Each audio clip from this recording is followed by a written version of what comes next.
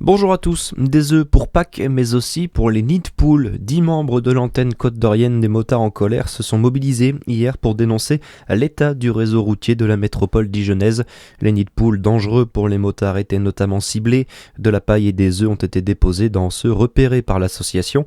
Des opérations du même style ont eu lieu dans plusieurs villes en France.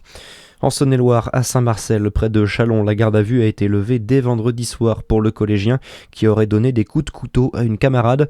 Les faits se sont déroulés vendredi après-midi. Un élève de 3e a été placé en garde à vue. Une adolescente de 14 ans a reçu un coup de couteau lors d'un intercours pour une raison encore inexpliquée. Elle a été légèrement blessée. Hier, le parquet ne souhaitait pas faire plus de commentaires. Les carrières de Bourgogne-Franche-Comté ont leur nouveau plan pour les 12 années à venir. Les services de l'État viennent de définir le schéma régional des carrières pour les 310 sites de la région. Ils produisent en moyenne 22 millions de tonnes de matériaux par an et emploient plus d'1 millier de salariés.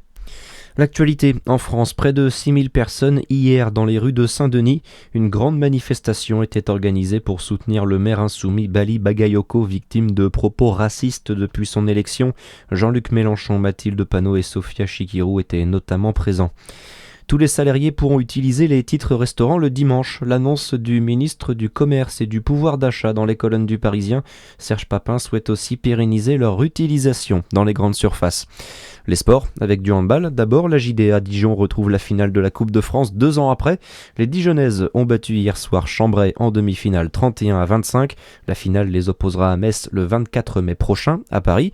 Et puis enfin en foot, la 28e journée de Ligue 1. Lille s'est offert le derby du Nord. Hier 3-0 contre Lens. Les Lensois qui ont peut-être vu le titre leur échapper hier soir puisque le Paris Saint-Germain compte ce matin 4 points d'avance sur les Saint-Léor. Très bonne journée à tous sur Fréquence Plus.